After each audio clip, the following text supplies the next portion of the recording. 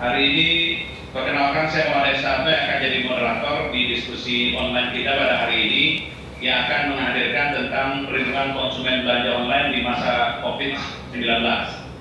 Jadi di awal saya ingin menyampaikan terima kasih dulu kepada YLKI yang menginisiasi talkshow interaktif dengan media online ini, kemudian juga ke Dirjen PTKN Pak Dirjen dan juga ke Pak Ardiansa dari Badan Perlindungan Konsumen Nasional yang sudah menginisiasi juga di edisi hari ini.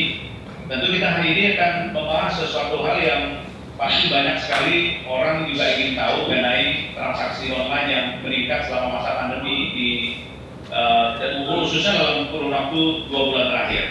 Misalnya ada beberapa hal yang menyatakan apakah memang belanja online itu masih sangat aman, kemudian juga soal kualitas barang dan lain-lain itu masih sangat aman, juga kita bisa bahas di sini sama-sama. Dan aturan main di talkshow kali ini adalah bagi Anda yang ingin memberikan pertanyaan, Anda bisa chat saja, nanti chat Anda akan kami bacakan. Ada beberapa chat yang dipilih, tentu kalau ada pertanyaan sama nanti kita akan kita akan pilih untuk kita langsung tanyakan ke narasumber kita pada hari ini. Setuju ya, aturan mainnya seperti itu ya? Oke. Saya ingin cek audio sekali lagi, audionya oke semua para narasumber? Iya. Baik, terima kasih. Kita akan mulai saja talkshow hari ini. Selamat pagi Bapak Ibu semuanya yang hadir di aplikasi Zoom pada hari ini. Senang sekali bisa bersama Anda. Dan kita akan mulai saja perbincangan dan talkshow hari ini. Kita akan bagi dalam 3 sesi perbincangan ini, dan nanti tentu harapannya kita mampu untuk bisa mencari solusi dari beberapa pertanyaan masyarakat tentang hal ini. Nanti ini akan saya recording dan nanti akan kita munculkan di YouTube di HBN TV Official untuk nanti kita hadirkan juga. Saya yang pertama ingin ke Mas Alex. Tentu saya ingin tanya soal kalau ada orang banyak menulis tentang transaksi online meningkat, kemudian signifikansinya luar biasa dalam 2 bulan terakhir, khususnya di masa pandemi COVID-19 itu. Saya ingin dapat gambaran dari Anda, Mas Alex, bagaimana sebenarnya tingkat penjualan melalui e-commerce dan online, Mas Alex? Anda bisa mungkin jelaskan di kesempatan pagi ini, Mas Alex. Ada banyak juga orang yang mikir, kalau dulu kan mungkin kalau kita dikit pas penghasilannya masih stabil, semua segala macam, mau apa-apa belanja online kan. Dan mulai agak shifting apa yang dibeli. Kalau dulu bisa belanja yang kebutuhan tersier, sekarang itu mereka udah mulai ganti pembelanjaannya. Jadi yang mereka butuh aja sebenarnya. Jadi kalau ditanya naik atau enggak, naik seperti biasa. Tapi barang yang dibeli justru ganti. Jadi dari yang sebelumnya barang-barang yang bocor, karena tuh misalnya beli hand sanitizer, masker dan lain-lain. Jadi sebenarnya COVID itu bukan alasan orang belanja online. Jadi menurut Anda peningkatan yang terjadi sekarang itu bukan karena COVID gitu? Bisa dibilang kayak gitu sih, Pak. Orang belanja online sebelumnya udah pernah belanja online, bukan COVID terus tahun-tahun dia pengen belajar belanja online juga kayak gitu. Artinya kalau dilihat dari trafficnya, sebenarnya mereka yang belanja online hari ini adalah mereka yang sudah biasa. Kecenderungan pembeli baru nggak banyak sebenarnya gitu ya? Cenderung pembeli baru ya sebenarnya ada aja sebenarnya, tapi ya itu yang kita lakukan untuk yang biasa dilakukan.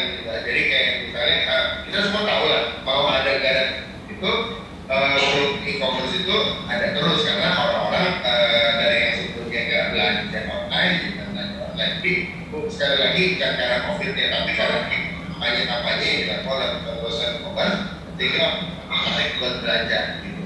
Oke, baik. Misalnya ditanya COVID bisa jadi faktor penentu atau enggak, ini memang ada.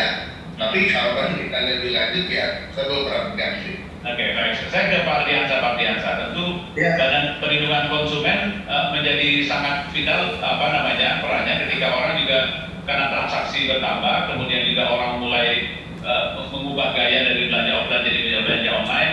Maka ada pertanyaan soal apakah secure belanja online karena memang transaksi meningkat, orang semua nggak bisa kemana-mana. Bagaimana Pak Ardiansa bisa menangkap fenomena itu, Pak Ardiansa? Ya, kita kembali kepada topik yang disampaikan oleh panitia. yaitu perlindungan konsumen, e-commerce, Ada kondisi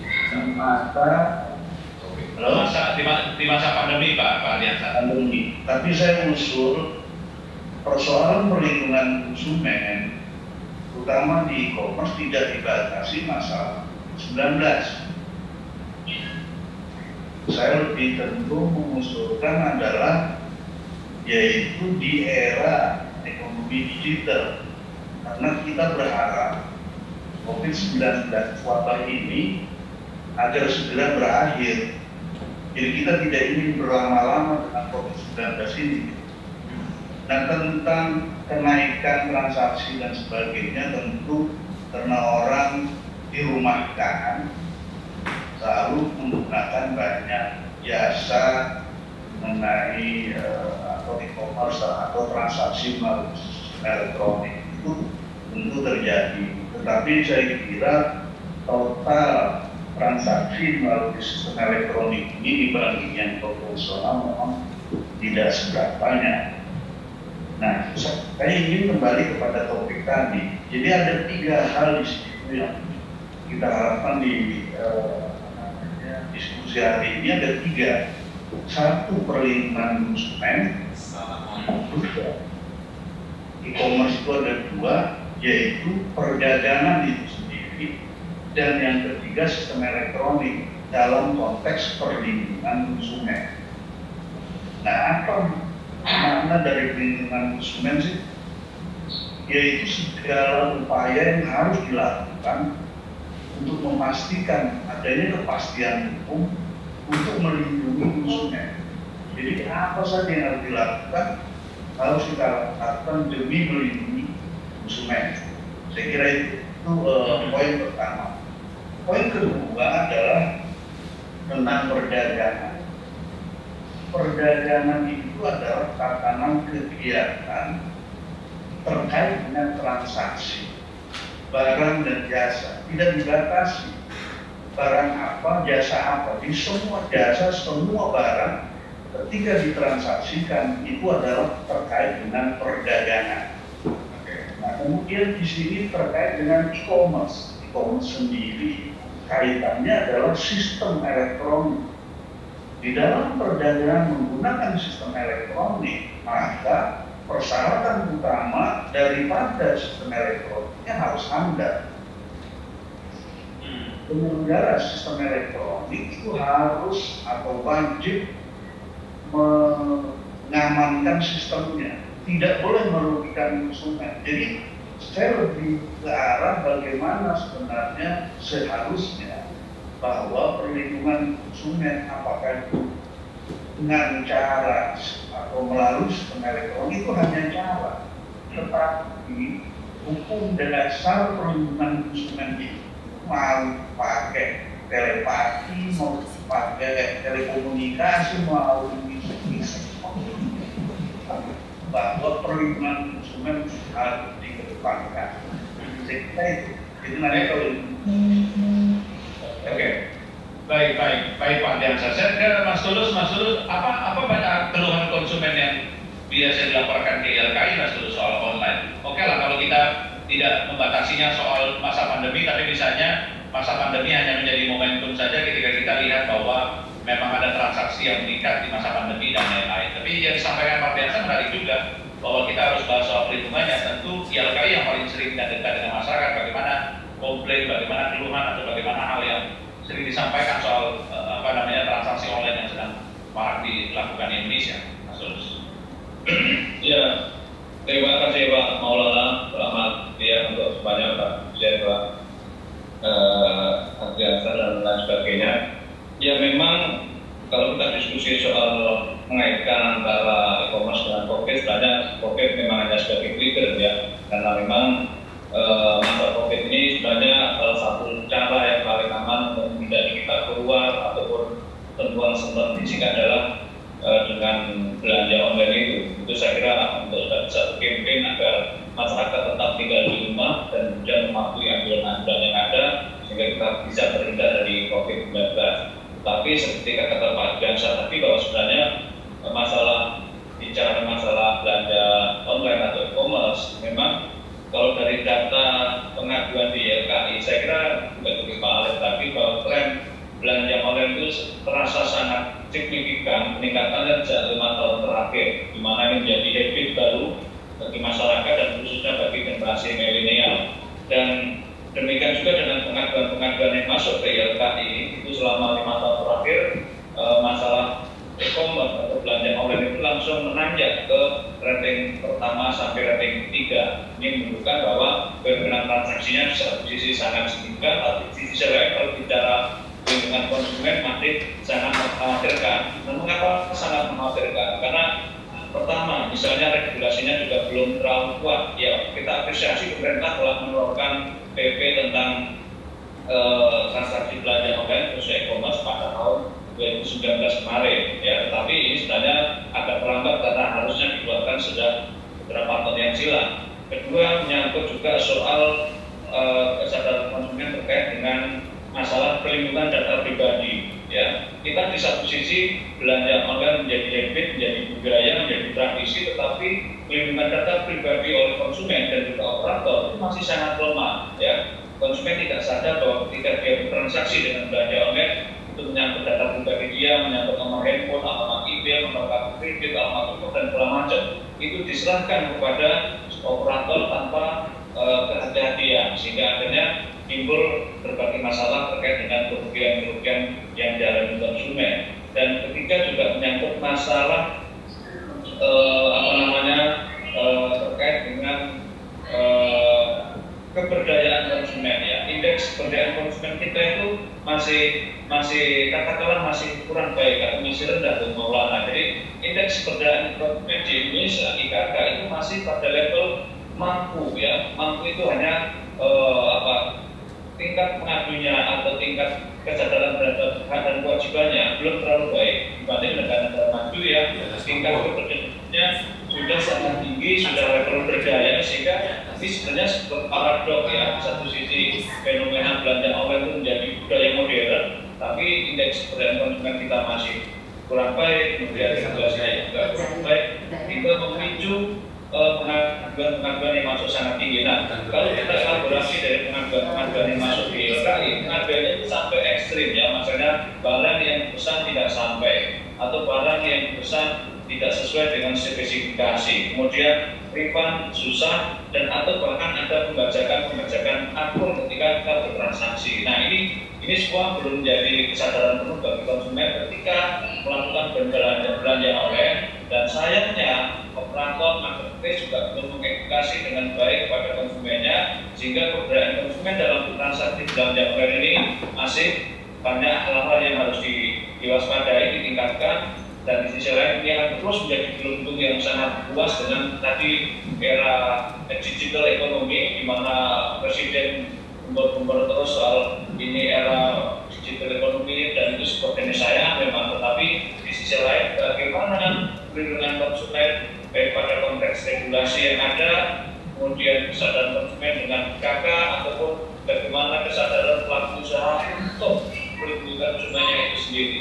Ya, dan terakhir, konsumen sering terjebak pada transaksi belanja online karena kasus-kasus yang sering muncul karena mereka transaksi melalui media sosial, ya, Instagram, Facebook, segala macam itu yang sering konsumen tertipu karena bertransaksi lewat media sosial yang saat ini kita menjadi kegantungan yang sangat tinggi, di mana kita semua punya akun media sosial yang begitu masif. Saya kira untuk sementara ya.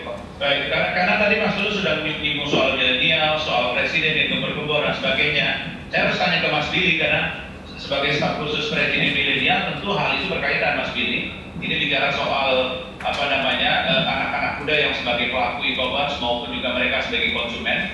Kemudian presiden juga di satu sisi memang ingin terus mengembangkan ekonomi digital dengan beberapa keluhan yang disampaikan Mas Tulus di YLKI tadi. Apa pendapat Anda soal keamanan bertransaksi online, pertumbuhan ekonomi e-commerce, dan juga perlindungan terhadap konsumennya? Apa yang sering disampaikan Presiden, ya, khususnya ke teman-teman di staf khusus milenial, Mas Billy? Halo, Mas Billy. Iya, oke. Jadi alasan kenapa seperti kita lihat, alasan dan harapan memang yang tadi disampaikan cukup benar, bahwa memang ada harapan di mana digitalisasi ekonomi, kemudian digitalisasi perdagangan dan transaksi itu dapat terjadi. Dan kalau kita bicara digital, memang demografi yang memainkan ini sejauh ini adalah millennials.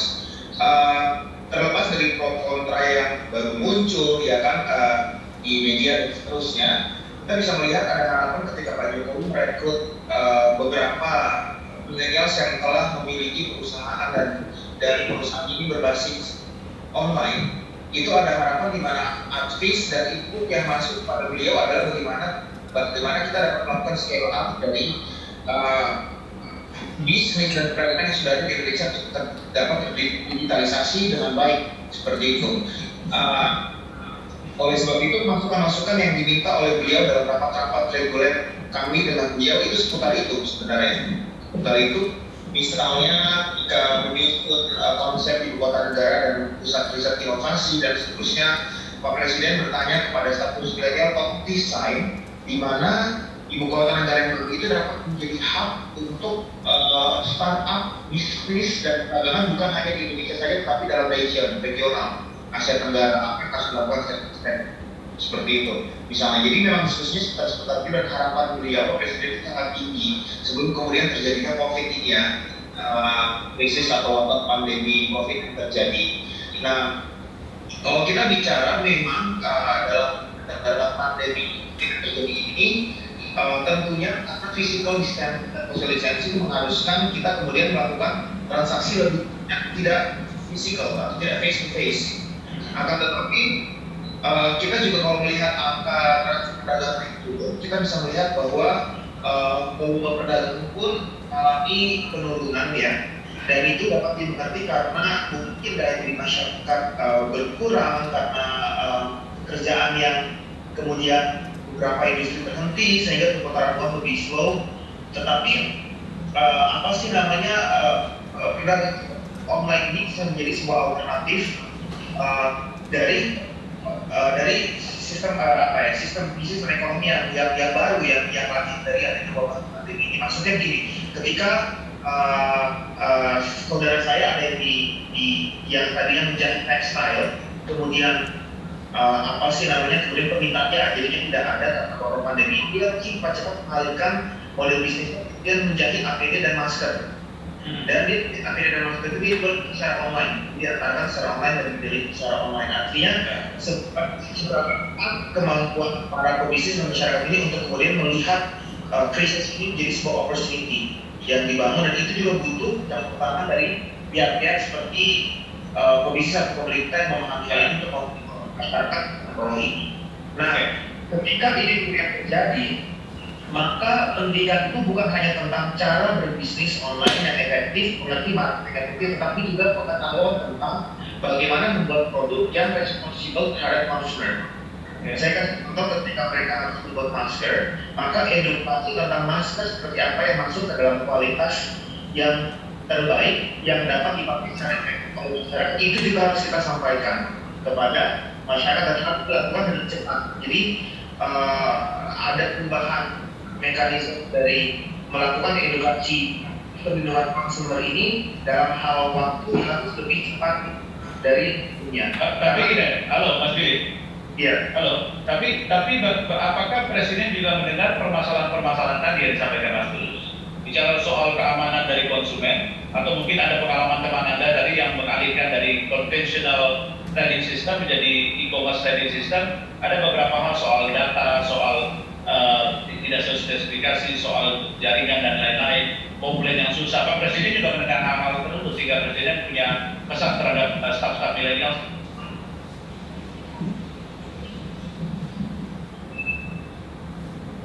Ya, halo Mas Billy.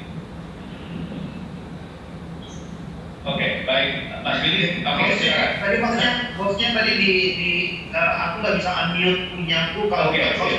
Silakan. Kejap-kejap nggak bisa. Iya, silakan.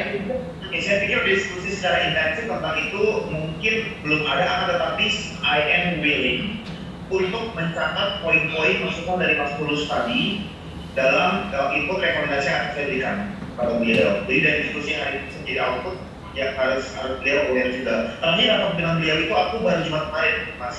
Jam 9. dengan Pak Presiden 9.30. Apa yang disampaikan pada di rapat terakhir?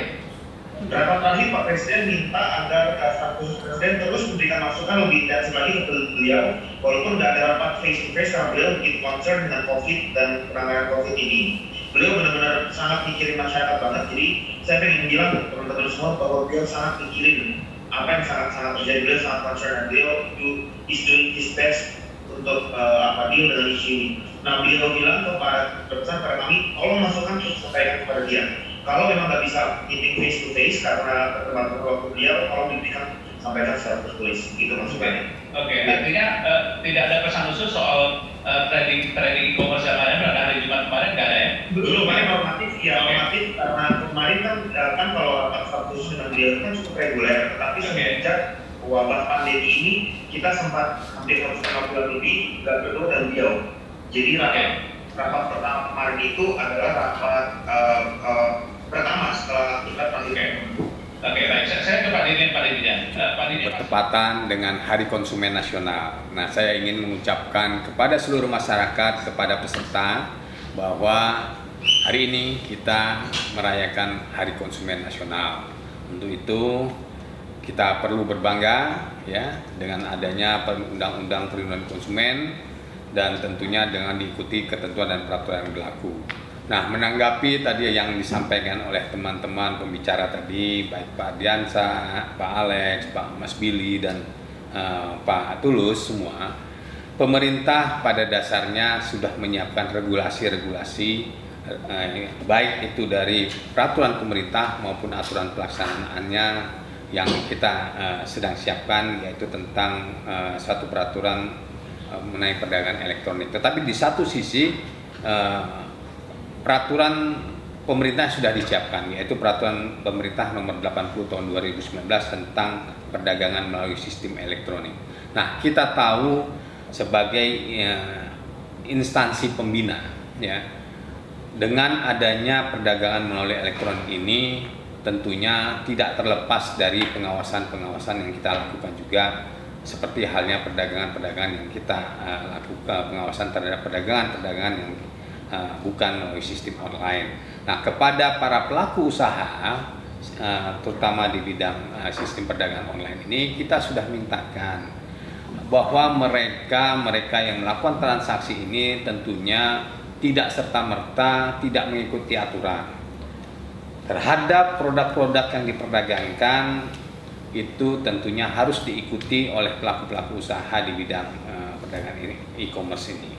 Seperti misalnya masalah standar, kemudian masalah klausul masalah label dalam bahasa Indonesia, sehingga masyarakat konsumen tahu dan jelas terhadap produk-produk yang dikonsumsinya. Kemudian layanan tunai jual juga harus dipenuhi. Dan tentunya masyarakat yang akan bertransaksi, apalagi di era merebaknya COVID-19 ini, di mana pemerintah berupaya keras ya melindungi warganya dengan memutus rantai, dengan menganjurkan dan meminta kita untuk bekerja di rumah, melakukan transaksi di rumah. Tentunya perdagangan melalui sistem online ini juga tentunya meningkat. Nah, kita mintakan kepada tentunya para pelaku usaha, dengan meningkatnya, tadi juga disebutkan bahwa peningkatan ini bukan hanya dari era ini, tetapi tentunya di dalam era pandemi ini tentunya peningkatan melalui transaksi online juga meningkat. Nah, pemerintah dalam hal ini Kementerian Perdagangan ikut terus monitor pelaksanaan kegiatan perdagangan melalui sistem ini. Yang kita tahu misalnya ada beberapa waktu lalu untuk masker itu dijual dengan harga yang cukup tinggi oleh para pelaku usaha perdagangan online. Kita sudah mintakan tegur, kita sudah menegur mereka untuk melakukan perdagangan, mengambil keuntungan dengan sewajarnya, ya, dan itu kita sudah peringatkan. Dan kita juga sudah memanggil seluruh pelaku usaha di sistem e-commerce ini untuk mereka ikut membantu pemerintah menyediakan barang-barang yang sesuai dengan kebutuhannya dan tentunya sesuai dengan peraturan yang telah berlaku.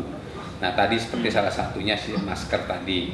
Nah, Di dalam hal ini tentunya kita juga berharap kepada para konsumen kita ini tentunya menjadi konsumen yang cerdas, ya, konsumen yang cerdas dalam membeli sesuai dengan kebutuhan, teliti, dan dari sisi keamanannya juga harus kita lihat juga. Dan jadi segala pihak, karena di Undang-Undang Perlindungan Konsumen itu diatur kedua belah pihak, baik itu dari sisi konsumen maupun sisi pelaku usaha. Nah, konsumen diminta untuk mengerti dan memahami apa arti kebutuhannya, dan pelaku usaha mengikuti ketentuan dan peraturan yang berlaku. Kira-kira seperti itu. Pak Dirjen, bagi mereka yang kemarin coba main-main dengan harga pada saat memang kebutuhan akan masker meningkat dan mereka menjual dengan harga yang tidak wajar di online, apa sanksinya Pak? Apa hanya cukup teguran atau bagaimana aturan mainnya? Ya, kita sudah kumpulkan mereka Pak, kita sudah undang dan kita sudah mintakan mereka untuk membuat suatu pernyataan untuk mengikuti anjuran, untuk mengikuti peraturan yang berlaku. Nah, apabila peringatan-peringatan ini tidak diindahkan oleh mereka-mereka yang melakukan transaksi online ini dengan tidak jujur, tidak mengikuti ketentuan aturan, kita dapat merekomendasikan untuk membukukan atau bahkan mencabut izinnya. Kira-kira seperti itu Pak Maulana.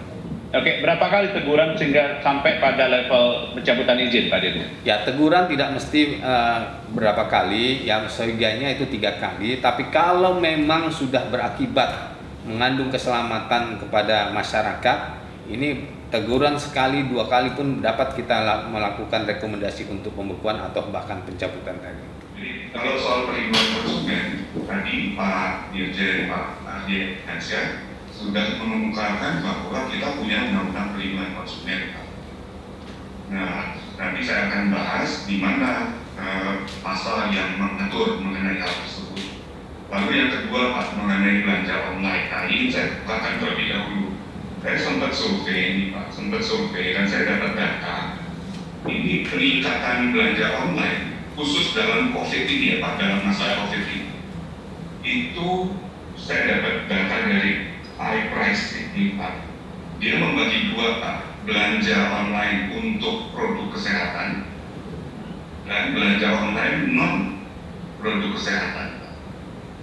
Nah, kalau produk kesehatan saya ada datanya, yaitu untuk kenaikan belanja online untuk di tangan Pak, itu sampai 5.585% Pak naiknya.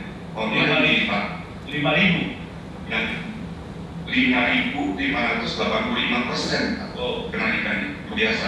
Kemudian untuk vitamin C Pak, itu 1.986%. Nah, ini saya mungkin bisa lihat. Ini slide yang Profesor buat ya? Iya betul. Saya ambil dari iPrice itu Pak, itu sumbernya juga saya cantumkan. Kemudian yang berikutnya itu adalah yaitu merek sebetulnya tidak pantas jadi sebelumnya Pak. Oh iya, jadi ada sebelumnya tadi, mohon maaf. Oke. Nah ini, jadi seperti itu hand sanitizer dan sebagainya. Kemudian ada yang mengenai termometer 1.007% naiknya, masker mulut 167%. Nah ini adalah data mengenai produk kesehatan Pak Maulana. Oke. Next. Ya, next slide. Yes. Oke. Nah kalau ini adalah produk non kesehatan Pak. Produk non kesehatan itu yang paling tinggi kenaikannya itu adalah webcam Pak. Iya. Ya karena itu WFH ya Pak, work from home. Betul. Jadi itu aku pas nih Pak, dan ini online. Kemudian yang juga menarik adalah sepeda Pak. Itu kenaikannya 1.036%. Rupanya memang menjaga kesehatan di sekitar kompleks dengan naik sepeda ini cukup menarik ini Pak. Ya. Kemudian aloe vera 440%, kemudian kertas karena harus di rumah, dan Nintendo Pak. Oke, game ini juga cukup tinggi ya. Oh ini Pak, 156% naik Pak. Nah itu adalah soal belanja online ya Pak, soal belanja online. Jadi tadi disebut Pak Alex memang ada kenaikan yang Pak Tulus juga mengatakan kenaikan signifikan, apalagi Pak ini kalau topiknya adalah COVID ini Pak dataannya. Jadi ini evidence based ini Pak. Ya. Oke. Nah kemudian soal yang COVID-nya Pak. Nah COVID-nya itu kita tidak bisa berpikir dalam keadaan normal Pak. Ini seperti diungkapkan Menko Polhukam, ini adalah sebetulnya force majeure Pak. Jadi keadaan darurat atau keadaan kahar. Walaupun terus terang saja saya tidak begitu setuju oleh beliau dibedakan antara bencana alam dan bencana non alam. Karena secara teoretik yang namanya force majeure atau keadaan darurat itu adalah keadaan mau alam mau non alam yang tidak bisa atau bukan merupakan tanggung jawab para pihak kalau ini dalam satu transaksi. Jadi tidak bisa dibebankan pada salah satu pihak pun Pak. Nah ini jadi 3. Nah oleh karena itu Pak Maulana boleh kembali ke slide saya tadi. Mungkin dijelaskannya dulu, mungkin sambil nanti keluar slide-nya Pak. Baik. Oke. Nah, jadi langsung saja pada slide yang kedua terakhir, terus, ya terus, jadi yang ini sedikit Pak, tadi disinggung oleh Pak Dirjen ya Pak, kenaikan harga masker mulut Pak, itu dari tanggal 5 Januari sampai dengan ini ada datanya 1 Maret Pak. Itu memang kenaikannya pernah pada Februari itu ketika ada orang pulang dari Wuhan naik sekali Pak, kemudian landai lagi dan seterusnya sampai sekarang. Next. Terus next.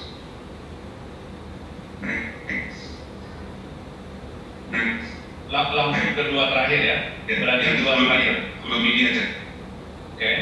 Yes. Sekarang Pak Maulana tadi kan ditanya, apakah undang-undang kita, undang-undang perlindungan konsumen ini mengatur Pak? Betul Pak. Saya kutipkan di sini, jadi pasal 4 angka 2 UPK.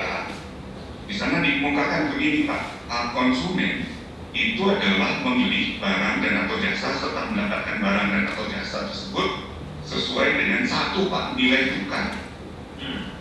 Jadi kalau tadi disebut Pak Dirjen bahwa masker itu naiknya luar biasa, itu tidak sesuai Pak dengan nilai tukar yang harus dibayar oleh konsumen. Nah itu melanggar pasal 4 ayat 2 tadi Pak. Nah lalu yang kedua, kondisi serta jaminan yang dijanjikan ini juga harus dijamin. Nah tapi dalam keadaan seperti sekarang ini pasal 4 itu sukar sekali ya Pak kita memeriksa jaminan atas barang tersebut, karena seperti masker tadi oleh Mas Didi atau siapa tadi? Ya betul. Presiden itu kan diproduksi oleh orang yang sebetulnya atau pihak yang sebetulnya tidak qualified ya Pak membuat masker tersebut. Tidak qualified secara ilmu kesehatan, tapi qualified secara ilmu menjahit kan gitu ya? Betul, persis Pak Didi, betul. Ya, betul. Jadi di sini dalam keadaan darurat atau force majeure ini tidak bisa kita menjalankan wah ini harus ada jaminan terhadap higien dari masker tersebut dan sebagainya. Itu contoh Pak. Tapi gini Prof, sebelum itu apakah memang sulitnya kita melakukan penjaminan terhadap barang hanya berlaku pada masa COVID? Karena kan COVID memang yang lebih banyak masker, tapi keluhan sebenarnya tidak hanya soal itu. Ada beberapa barang lain yang mungkin kan karena banyaknya pilihan, gambar yang serupa dan sebagainya. Apa memang terjadi juga sebelum masa COVID sehingga ya masa COVID juga akhirnya terbawa-bawa juga? Sangat Pak Maulana, tadi sudah diberikan Pak Tulus lalu oleh Pak Adiansyah, kalau kita lebih membesarkan fokus kita bukan pada COVID saja, tapi pada situasi normal, maka aman saja Pak terjadi hal tersebut. Nah, jadi kalau ditanya selanjutnya kenapa pasal 4 itu tidak dijalankan, ya ini adalah karena soal menurut hemat saya bukan undang-undangnya yang keliru, tapi adalah penegakan Tapi tadi Pak Dirjen sudah mengungkapkan kalau dalam soal masker itu beliau sangat tegas, saya kira, sampai cabut izin. Nah, kalau memang itu bisa dilakukan oleh pengawasan barang beredar, barang dan jasa beredar, kalau perlu cabut izinnya Pak, kalau memang bisnis tersebut tidak sesuai dengan bayar syarat. Oke. Soal price tadi, sebelum saya beri soal price tadi, Prof, bukannya itu menjadi sebuah hukum ekonomi ketika memang banyak permintaan, maka price dengan sendirinya akan meningkat, walaupun kadang-kadang nggak rasional karena peningkatan transaksinya juga nggak di luar ekspektasi saya sih 5.000%, 1.000%, paling kan 100% udah keren banget, 5.000% itu udah more than amazing gitu. Ya betul Pak Maulana. Jadi bisa saya katakan memang ya tadi kembali ya Pak, situasinya kan keadaan darurat, keadaan kahar ya Pak. Jadi mengukur nilai tukar Pak, itu tadi di masa 4 itu ya nggak bisa seperti kita dalam keadaan normal Pak. Oke. Tapi menurut saya prinsip reasonableness ya Pak, artinya bahwa masih reasonable nggak sih kalau naiknya itu sampai sekian ratus%. Nah ini yang perlu dijaga Pak, perlu diukur sekalipun dalam keadaan force majeure atau keadaan seperti ini. Nah sebetulnya masih ada lagi tapi bisa. Ya, tapi nanti kita akan lanjutkan karena saya harus konfirmasi beberapa data Profesor dengan Mas Alex dan teman-teman. Teman-teman sekarang Anda bisa chat untuk ini, Anda bisa chat, nanti pertanyaan-pertanyaan akan kami pilihkan. Mohon maaf tidak bisa semua, pasti saya akan tanyakan. Yang pilih-pilih pasti akan saya tanyakan kepada narasumber saya di kesempatan talkshow kita hari ini. Dan sekali lagi kita juga hari ini bertepatan dengan Hari Konsumen Nasional. Jadi nanti tentu harapannya bahwa talkshow kita memberikan manfaat. Tadi Mas Billy sudah menjanjikan akan dibawa beberapa rekomendasi kepada Pak Presiden. Kita akan break dulu narasumber-narasumber saya dan juga teman-teman yang juga menyaksikan talkshow ini. Kita break, nanti kita akan kembali dalam perbincangan selanjutnya. Benar, memang ada peningkatan signifikan beberapa items dan juga sesuai arahan dari Kemendak, kita juga sudah melakukan berbagai upaya sebetulnya. Jadi begitu kita dialog sama Kemendak pertama itu langsung koordinasi di dalam asosiasi, kita turunin harga-harga, kita turunin iklannya malah. Jadi kan kita ubah harga, karena kan semuanya itu kan diatur sama pengguna kita kan. Ya. Jadi untuk yang pengguna-pengguna yang harganya udah keterlaluan, kita bakal turunin, bakal matiin juga. Jadi kalau mereka jadi itu bisa dibilang salah satu bentuk penalti kita mereka. Kalau misalnya ternyata mereka ada indikasi penipuan, misalnya, soalnya harus diakui juga banyak yang penipu justru memanfaatkan pandemi ini, ya memang raja tega mereka. Mereka itu yang penipu itu biasa tipu itu lewat elektronik dan kamera, laptop. Sekarang enggak, mereka itu malah lebih milih itu buat bikin penipuan itu, misalnya untuk masker, misalnya untuk hand sanitizer.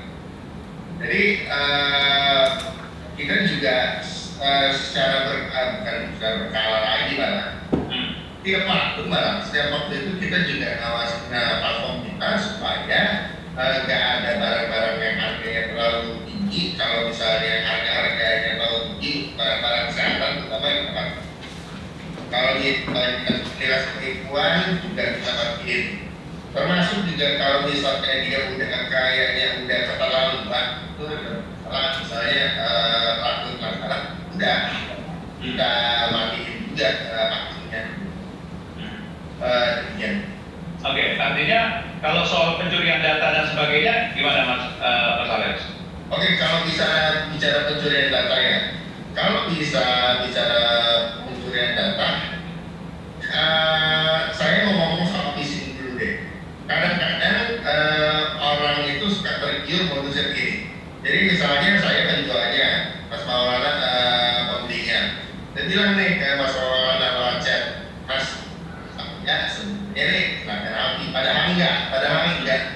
ditarik oleh platformnya. Kalau Mas Maulana mau harganya murah, kita transaksi lewat transfer langsung aja ya. Atau Mas Maulana ada itu nggak? Ada chatnya ya? Ada nomor teleponnya nggak? Ke saya, nanti kita chat. Habis itu modusnya, saya sebagai pelakunya itu, saya bakal kirimin link phishing. Link phishing ke Mas Maulana, Mas, tolong isi ini ya, tolong login lagi di sini. Bentuknya bisa jadi persis sama kayak yang situs e-commerce yang Mas Maulana barusan buka.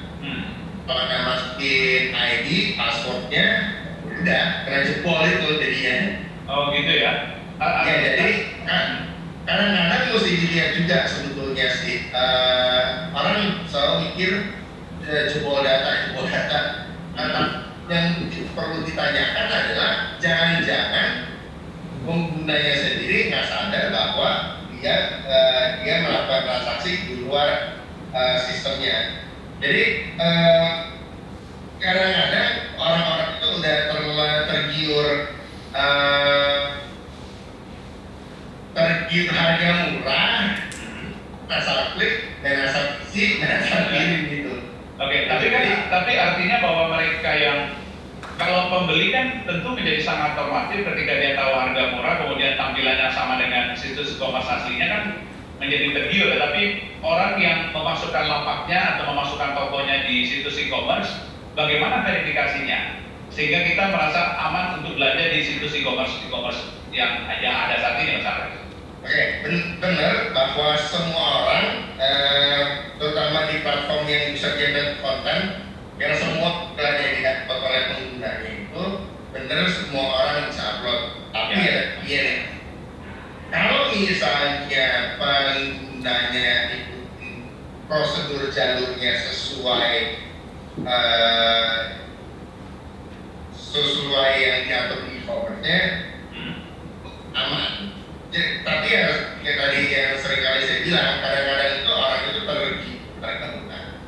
Dia akhirnya nggak transaksi itu lewat jalur yang disediain sama platform e-commerce-nya.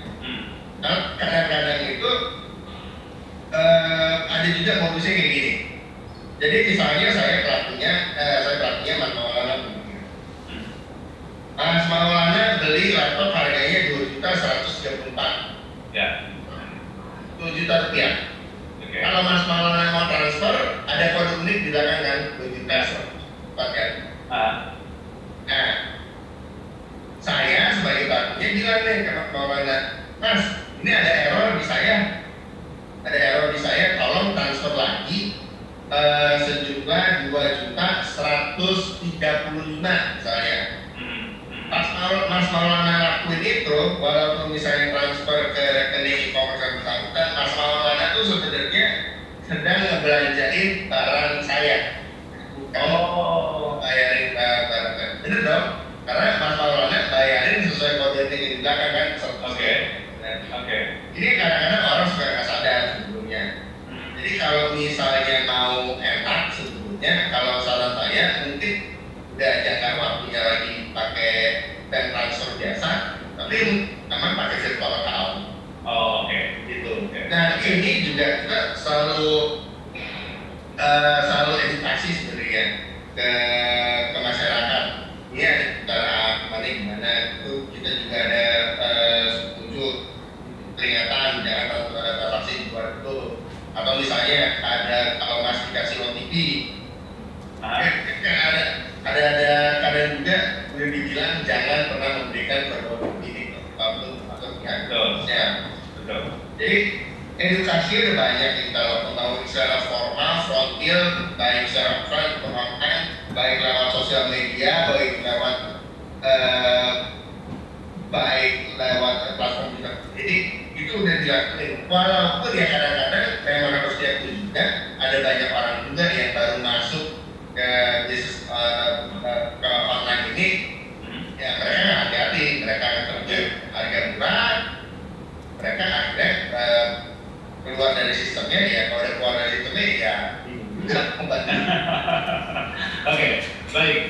Thank you Mas Alex. Saya ingin ke sekaligus menanyakan, ini ada pertanyaan dari yang ikut seminar kita atau ikut talkshow kita hari ini, ada Pak Guntaro Taslim di Semarang. Terima kasih Pak Guntaro, pertanyaannya ini untuk PPKN. Penyelenggara perdagangan online yang bisa disebut marketplace atau e-commerce membuat aturan yang menguntungkan penjual tapi merugikan konsumen, Pak Liansa. Tetapi pemerintah, Kementerian Perdagangan dan juga PPKN tidak menaruh perhatian. Contoh, jika pedagang salah pilih barang, maka konsumen harus kembalikan barang dengan biaya dari konsumen. Padahal kesalahannya kan pada pedagang. Belum lagi banyak pedagang yang menjual barang tidak sesuai dengan yang diinformasikan. Kemudian saya baca lagi dari Pak Adi Sergar, Pak Dian Adi Sergar, perlunya pengaturan secara teknis melalui peraturan teknis terkait mekanisme pembuktian dan perlindungan terhadap konsumen. Apabila mengajukan gugatan ke pengadilan, pasca banyaknya putusan dianulir di tingkat keberatan terkait transaksi online dan umumnya pengaduan konsumen yang lain. Itu yang tadi disampaikan. Ini dua pertanyaan dulu, masih ada dari pertanyaan, tapi saya ingin ke Pak Liansa dan ke Pak Didi yang sebenarnya. Ini dua pertanyaan yang langsung ke Pak Liansa, PPKN dan Pak Didi. Pak Liansa dulu, silakan Pak Liansa bisa tanggapi. Terima kasih Pak Maulana. Nah, sebenarnya gini, dagang konvensional ataupun melalui sistem elektronik pada dasarnya sama. Yang membedakan itu hanya caranya dengan sistem elektronik, tetapi hakikat perdagangannya itu tidak ada bedanya. Jadi peraturan perundang-undangan apapun yang diterapkan ke konvensional itu berlaku juga untuk melalui sistem elektronik. Itu yang pertama. Jadi tidak ada istilah kok nggak ada peraturannya, nggak ada ini. Itu sudah pasti ada. Jadi harus sejak undang-undang perlindungan konsumen, undang-undang perdagangan, undang-undang ITE, kemudian undang-undang perpajakan. Jadi maksud saya dalam hal ini bukan berarti dengan transaksi melalui sistem elektronik dengan pedagang luar negeri, misalnya barangnya diimpor, di mana barang tersebut harusnya memenuhi kewajiban perpajakan, ya harus. Tidak berarti, wah, kalau dengan sistem dengan e-commerce tidak perlu bayar pajak, tidak ada. Jadi semua aturan yang berlaku pada konvensional berlaku juga untuk e-commerce. Itu satu. Nah, saya ingin fokus pada sistem elektroniknya. Berarti di sini ada penyelenggara sistem elektronik. Nah, di dalam peraturan yang sekarang tadinya PP 82 tahun 2012, kemudian jadi 71 2019 kalau nggak salah, tentang transaksi elektronik. Apa yang diwajibkan kepada penyelenggara sistem elektronik? Siapa penyelenggara sistem elektronik? Ya, seperti kalau penyedia mall online itu kayak Kalapa, Tokopedia itu mall. Oke. Menyediakan tempat untuk dagang. Pedagangnya bukan si Tokopedia. Yang dagang itu orang yang masuk di mall itu, yang dagang di mall itu. Kira-kira. Nah, apa kewajiban penyelenggara? Saya ingin bacakan di sini antara lain. Wajib melindungi pengguna dari kerugian. Pengguna itu siapa? Ya konsumen itu. Menggunakan sistem elektronik. Jadi sistem elektronik harus ada. 2. Menyampaikan informasi dengan benar. Siapa dia? Apa yang didagangkan? Apa persyaratannya? Dan harus memberikan informasi juga, kesempatan kepada konsumen untuk mengembalikan barang, ya, kalau tidak sesuai dengan yang diperjanjikan. Harus dikasih waktu berapa lama? 3 hari, 4 hari, 5 hari. Itu kewajiban dari penyelenggara sistem elektronik atau pedagang yang ada di dalamnya. Yang ketiga, mengedukasi pengguna. Siapa itu? Konsumen. Tentang apa? Tentang hak, tentang kewajiban, tanggung jawab seluruh pihak yang terkait. Itu yang termasuk juga prosedur pengajuan komplain. Itu harus diinformasikan kepada konsumen. Kemudian kewajiban dari sistem penyelenggara sistem elektronik adalah menyediakan sistem pengamanan, ya, terhadap ancaman ataupun serangan yang menimbulkan gangguan pada sistem elektronik. Itu apa? Dan terakhir yang menarik menurut saya di sini adalah wajib menyediakan rekam jejak audit itu untuk keperluan apa? Pengawasan, penegakan hukum, penyelesaian sengketa, verifikasi, pengujian, dan pemeriksaan lainnya. Jadi tadi dikatakan penyelenggara itu main-mainkan, itu ada rekam jejak audit yang bisa diperiksa. Kalau nanti melanggar, ya tegakkan aja hukum. Enggak, menurut Pak Ardiansyah, teman-teman di marketplace dan e-commerce sudah menerapkan beberapa hal yang disampaikan tadi belum? Ya, kita lihat saja, karena sampai hari ini belum masih ada kasus. Barusan kami menerima pengaduan dari satu produk diadukan ke 10 penyelenggara sistem elektronik. Produknya sama, diduga ada pemalsuan. Menurut saya segera saja dilakukan tindakan untuk di stop sementara transaksi produk tersebut. Nah, untuk selanjutnya kita cek rekod atau rekam jejaknya dia itu memang ada pelanggaran atau tidak. Nah, itu semua diatur di dalam peraturan perundang-undangan. Jadi menurut saya siapapun dia harus tunduk pada peraturan perundang-undangan yang berlaku di Indonesia. Dan terakhir saya ingin bercatatan bahwa ini adalah pemikiran baru dari pemerintah mengenakan pajak pada penyelenggara perdagangan luar negeri, penyelenggara transaksi elektronik itu dikenakan pajak BPH dan juga pajak transaksi walaupun yang bersangkutan berada di luar. Selama memenuhi ketentuan hadir kehadiran ekonomi signifikan di Indonesia, dia bisa dikenakan pajak. Saya ke Pak Dirjen dulu, Pak Ferry. Pak Ferry, kami sudah memberikan masukan agar berdaganglah sesuai dengan ketentuan, ya. Konsumen, ya, apalagi saat sekarang ini, ya, kita lihat peningkatan transaksinya meningkat. Nah, kita minta betul kepada konsumen, kepada pelaku usaha itu melakukan penjualan itu barang-barang yang sesuai, dan informasikan juga tentang bentuk, asal, ya, spesifikasi, sehingga masyarakat itu jelas terhadap dan paham terhadap barang yang dikonsumsinya. Nah, tadi seperti dijelaskan bahwa banyak konsumen di barangnya tidak sesuai yang dibeli. Ini kalau kita lihat lagi, kita sudah memberikan masukan, kita sudah membuat suatu aturan kepada para usaha agar ini ada aturan mengikat tentang produk ini. Tolong disampaikan, tolong dijual sesuai ketentuan. Nah, kalau nanti misalnya masyarakat juga membeli ternyata tidak sesuai, nah ini kami dapat memberikan sanksi kepada pelaku usaha. Nah, tapi tentunya juga masyarakat di dalam era perdagangan transaksi melalui e-commerce ini betul-betul teliti, ya. Kalau lihat harganya murah, apakah betul itu sudah sesuai? Karena kalau dilihat di pasaran beda jauh. Nah, apakah ini harga barang-barang sudah sesuai dengan apa yang diinginkan? Belilah sesuai dengan kebutuhan, dan tentunya kita berharap jadilah konsumen yang cerdas. Tadi seperti Pak Ardiansyah bilang, sebenarnya tidak ada perbedaan antara perdagangan yang konvensional maupun hanya sistemnya saja.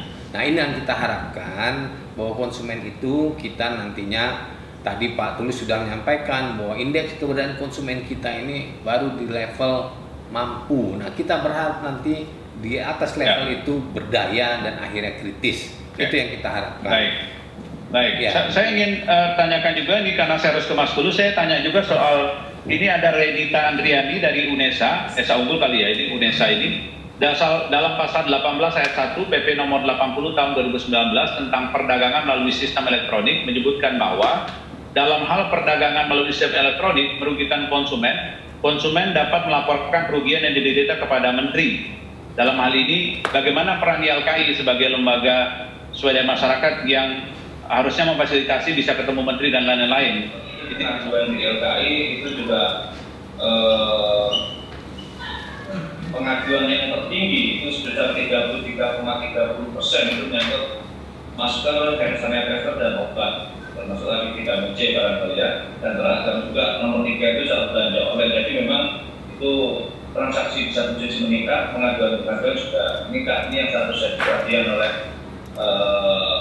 Marketplace dan segala macam, sehingga ada aksi yang konkret. Nah, setiap pengaduan di LKI apapun bentuknya memang kita lihat ya pengaduannya seperti apa, apakah sifatnya kasuistik ataupun sistemik ya. Kalau sifatnya kasuistik kita selesaikan secara kasuistik dengan cara mengganti pelaku usaha atau kemudian pemerintah ataupun pihak-pihak lain. Tapi kalau pengaduan itu bersifat sistemik, menyangkut misalnya soal ketiadaan regulasi ya ataupun belum ada kebijakan, maka kita dorong itu ke advokasi yang sifatnya lebih tinggi, yaitu mendorong agar adanya regulasi atau kebijakan dari pemerintah sehingga bisa melindungi konsumen yang lain. Karena bisa saja pengaduan sistemik itu nanti akan dialami oleh konsumen yang lain. Misalnya soal ini, soal yang sangat urgent dalam transaksi belanja online yang saya kira harus kita dorong terus sampai detik ini adalah sekarang pemerintah sudah mengeluarkan PP tentang belanja online. Satu hal yang kita belum punya adalah undang-undang perlindungan data pribadi. Itu sangat-sangat mendasar dalam konteks transaksi online atau belanja online. Karena apa?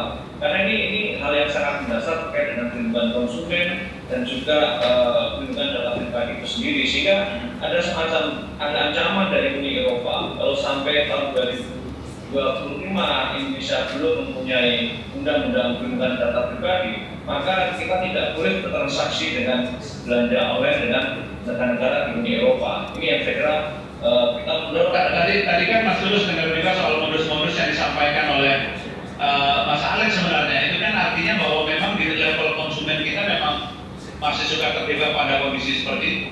Iya, regulasinya kan? Iya betul, karena kan satu sisi konsumen tidak terinformasi dengan baik soal mekanisme modus-modus yang ada, sehingga sering terjebak dengan hal yang memang belum terinformasi. Karena tadi indeks digital kita ya, literasi digital kita itu kan juga rendah. Jadi ada indeks pemberdayaan konsumen di satu sisi, di sisi lain terkait dengan isu digital, itu literasi digital kita itu masih rendah sekali. Ini yang kemudian konsumen sering termakan oleh hal-hal yang sifatnya offense segala macam. Karena di RKI bisa kelihatan nggak sebenarnya apakah anak-anak milenial, anak-anak muda yang memang mostly menggunakan online transaction itu juga terpapar hal yang sama, bahwa mereka juga sering tertipu dan sebagainya, Mas Tulus? Ya, saya kira memang kalau dari statistik pengaduan itu memang generasi-generasi yang belanja online itu generasi yang katakanlah di bawah usia 40 tahun atau 50 tahun ya. Ini yang saya kira memang menjadi tren di kalangan mereka. Ini yang saya kira harus ada sifatnya edukasi pada konsumen. Kalau tadi Pak Alex mengatakan sudah ada peringatan dari pihak Pak Alex dari tanggal apa ya, misalnya bahwa jangan melayani permintaan-permintaan di luar kanal yang ada. Nah itu sebaiknya itu disampaikan secara kontinu di layar monitor konsumen ataupun game konsumen, sehingga ketika geskan transaksi dengan kanal yang ada, maka ketika ada permintaan-permintaan yang muncul dari kanal yang lain itu harus diabaikan. Nah ini muncul. Nah ini yang menjadi concern. Baik, saya langsung ke Mas Alex saja biar Mas Alex bisa langsung jawab gitu ya, sebelum saya ke Mas Billy. Mas Alex bisa ada ingin langsung tanggapi apa yang disampaikan oleh Mas Tulus? Silakan Mas Alex. Yes. Mungkin perlu dipahami juga bahwa kadang-kadang itu bisa jadi blunder. Ambil contoh gini ya, Mas Maulana beli suatu item warnanya merah. Tidak ya Mas Maulana. Ya. Tapi ternyata Mas Maulana itu di pikirannya itu merahnya itu merah tua. Ya. Tapi begitu nyampe ternyata merah muda. Nah, dia kan. Nah. Yang kedua, jangan selalu dipikir bahwa selalu penjualnya itu yang nggak benar. Kadang-kadang pembelinya juga nggak benar. Jadi gimana itu pembeli nggak benar gimana Mas Alex? contoh misalnya masalah Nggak apa-apa. Memang nggak apa-apa. Saya dan bayar ini, saya beli di suatu e-commerce, kan? Saya bongkar pendalamannya, saya ambil motherboardnya, saya balik ke e-commerce, saya bilang barang yang nyala saya balikin gitu. Tapi sudah dapat untung kan. Atau yang sering kejadian lagi mau problem, yang cewek-cewek itu butuh gaun bagus kan, harus bagus semua online, dia beli online. Jadi misalnya Kamis barang sampai Jumat, Sabtu dia kan online kan, Sabtu dia pakai, Minggu dia komplain barangnya yang muat kecilan, padahal dia gak ada niat bayar. Jadi hal-hal yang kayak gitu juga perlu dipahami juga oleh para regulator tentunya. Dan kalau ditanya apakah kita mau comply sama regulasi, jawabannya iya. Jadi itu PP 82 kita langsung lakuin bagian adjustment juga biar bisa comply sebetulnya.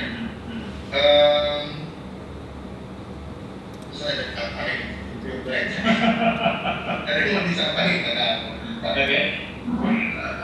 Soalnya itu dulu deh, nanti kalau saya maksudnya lagi diingat-ingat ya, apa yang mau disampaikan lagi diingat ya. Oke. Baik, itu tadi Mas Alex. Saya ingin bacakan Mas Tulus. Ada ingin sampaikan sesuatu sebelum saya beralih ke Mas Billy. Mas Billy bersama kita ada? Saya kira harus nanti aja. Oke, baik. Mas Billy masih bersama saya, Mas Billy? Iya, hadir. Oke, Mas Billy, itu tadi yang disampaikan bahwa mostly juga milenial juga yang kena penipuan, atau juga tadi kata Mas Alex, mereka juga buyer yang nakal sebenarnya, Mas Billy. Kemudian juga soal keamanan, soal pengetahuan pembeli dalam beli e-commerce juga sangat rendah literasi digitalnya kata Mas Tulus. Teman-teman di milenial gimana sih? Teman-teman di khusus milenial soal itu gimana? Iya, betul. Kalau kita lihat dari 1 juta pengguna internet, berdasarkan riset dari APJII itu mayoritas menggunakan internet. Tapi pengguna internet itu adalah memang generasi milenial. Kalau kita lihat usia 35 sampai 39 tahun itu sebanyak 68,5% dari seluruh pengguna internet yang ada di Indonesia. Tapi kalau dilihat untuk apa sih penggunaannya, itu masih untuk social media dan pleasure. Untuk penggunaan belanja online itu hanya 0,9%. Dan untuk jualan online itu hanya 24%. Jadi, dan kalau dilihat sendiri riset dilakukan APJII sendiri itu mereka mengatakan bahwa benar kenapa sedikit sekali yang masih menggunakan internet baik untuk belanja maupun membeli adalah karena alasan-alasan seperti takut barang nggak sampai, takut kualitasnya nggak sesuai, takut ditipu karena harus transfer. Jadi ketakutan ini beralasan karena persepsi tentang penjualan yang dilakukan secara online di Indonesia itu masih belum penjualan yang bertanggung jawab, penjual bertanggung jawab terhadap pembeli. Ini perspektif yang harus kita kelola, dan salah satu mengelola perspektif ini adalah dengan mengatakan bahwa penegakan hukum itu sudah masif dan sudah kuat, sehingga Anda tidak perlu khawatir untuk belanja online atau Anda tidak perlu khawatir untuk jualan online. Tanpa ada garansi seperti itu, maka perspektif tidak akan berubah. Nah, sekarang kalau kita melihat sosmed online e-commerce yang paling sering digunakan itu adalah, kalau kita lihat itu paling laku itu Shopee, ya kan, di Lazada, Tokopedia dan Traveloka yang mulai sudah drop saat ini karena masalah COVID dan seterusnya. Nah, kenapa sih? Siapa sih yang belanja di online shopping tersebut? Yang belanja di online shopping tersebut, kalau kita melihat itu ternyata ada perbedaan demografi kelas menengah atas dan demografi kelas menengah ke bawah. Yang belanja itu hanya demografi kelas menengah atas, gitu. Yang melek tentang rating. Kalau kita belanja kita tinggal lihat penjualan rating bagus apa enggak. Kalau rating bagus berarti dia adalah penjual sudah mengerti hak customer. Itu hanya dibentuk oleh sangat sedikit sekali orang, dan mereka hanya kelas menengah ke atas yang juga educated. Jadi lihat bahwa inequalities di Indonesia itu bukan hanya inequalities secara sosial ekonomi, tapi juga sampai termanifestasi dalam perilaku belanja online. Begitu. Mereka yang tidak teredukasi, belum teredukasi itu karena memang mereka nggak mau peduli soal edukasinya, atau memang justru edukasinya kurang masif? Kalau ini pendapat pribadi aja ya, jangan ngomong ikut karena saya belum lihat risetnya. Tapi kalau saya lihat perlu lebih masif lagi apa sebenarnya, karena di sini salah satu alasan juga yang nggak membuat pada nggak mau mempelajari atau menerapkan juga ribet. Jadi apa sih namanya? Saya pengen nanya deh, berapa banyak orang di sini di alat elektronik di Indonesia yang mau baca buku manual nih? Alat elektronik, iya kan? Dikit banget elektronik dibuang, buku elektroniknya ditaruh di kotak, disimpan di gudang, TV-nya dinyalain lalu dicari-cari sendiri settingannya kayak gitu. Jadi ada semacam kita harus juga mengendorse perilaku untuk melakukan due diligence atas segala sesuatu yang mau kita pakai kayak gitu. Dan ini berhubungan dengan kemampuan literasi sekelompok masyarakat. Seperti sekelompok masyarakat, artinya menurut Anda itu responsibility-nya siapa? Menurut saya responsibility semua orang, semua pihak termasuk pemerintah. Kayak gitu. Artinya bahwa bagaimana kita menciptakan society yang mau untuk meneliti dan mempelajari sesuatu kayak gitu. Oke. Baik, saya sebelum saya beri saya ke Profesor ada beberapa pertanyaan yang sangat teknis tadi, Profesor, yang mungkin bisa Anda tanggapi ya. Ada soal dari teman-teman rata-rata mahasiswa yang bertanya tadi dari UNESA, kemudian dari University atau UPM Malaysia, kemudian juga ada pertanyaan. Ini ada Adrian Pramana, saya bersama teman-teman di Youth in Sustainability atau Adil Leader, komunitas anak muda untuk edukasi konsumen menjadi konsumen cerdas, juga mendorong produsen untuk mulai memberikan produk sesuai dengan keinginan konsumen, terutama mengenai level dan verified produk. Tempat kalian telah menjadi kebutuhan untuk edukasi konsumen. Nah, pertanyaannya adalah seberapa jauh edukasi konsumen di Indonesia untuk mulai paham akan hak dan kewajibannya? Apakah ada dasar riset mengenai seberapa besar pemahaman hak konsumen yang akan dijadikan assessment GP edukasi konsumen dari Adrian Pramana? Kemudian satu lagi ada Tita Miriani, mahasiswi dari UI. Bagaimana kalau dalam transaksi online e-commerce produsen provider aplikasi itu sebetulnya mempunyai tingkat baik dalam transaksi? Ales bisa berpengaruh naikin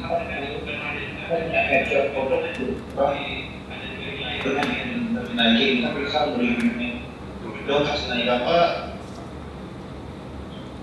Terus suaranya hilang Pak. Ya, Profesor, silakan.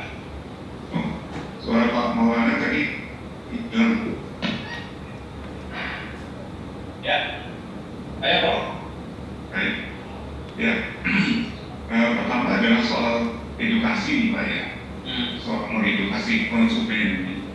Jadi jalurnya itu ada menurut saya ada dua Pak. Jalur yang dilakukan oleh pemerintah dan jalur yang dilakukan oleh dunia pendidikan.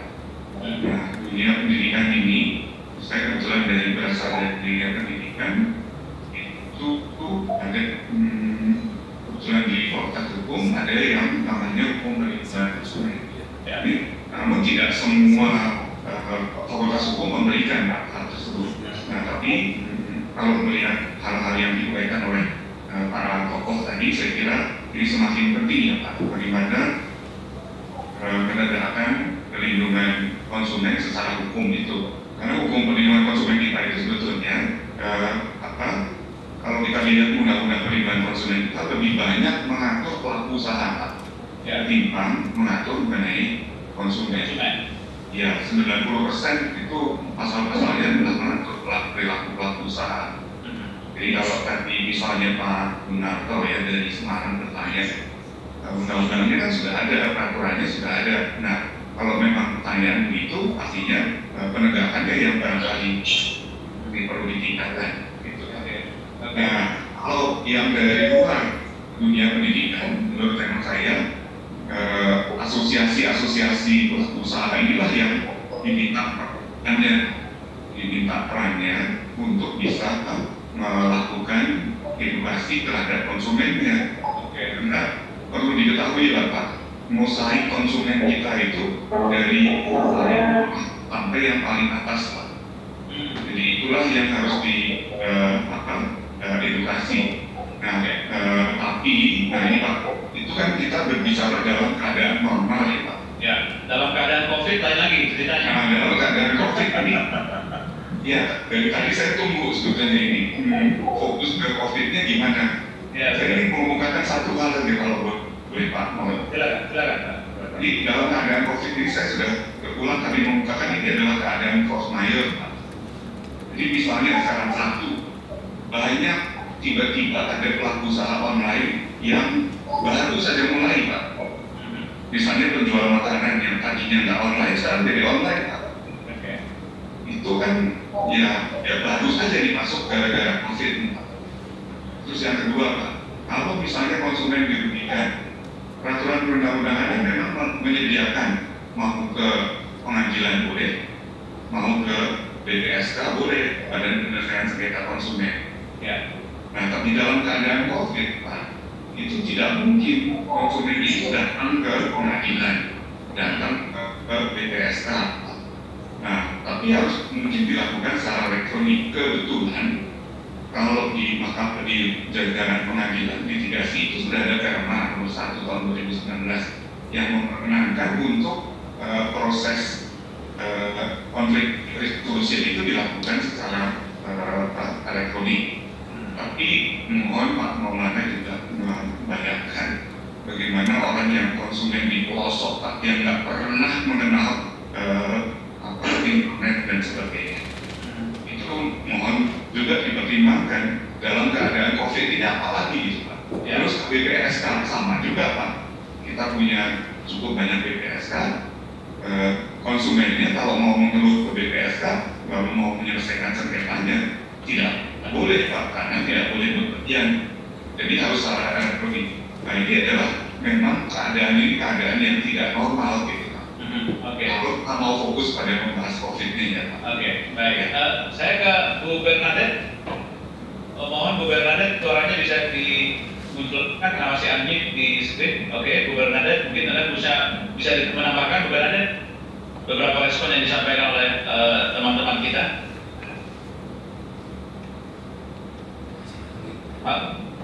Halo, Bu Bernadette. Ya. Oke, silakan. Benar ya Pak ya. Oke. Ya.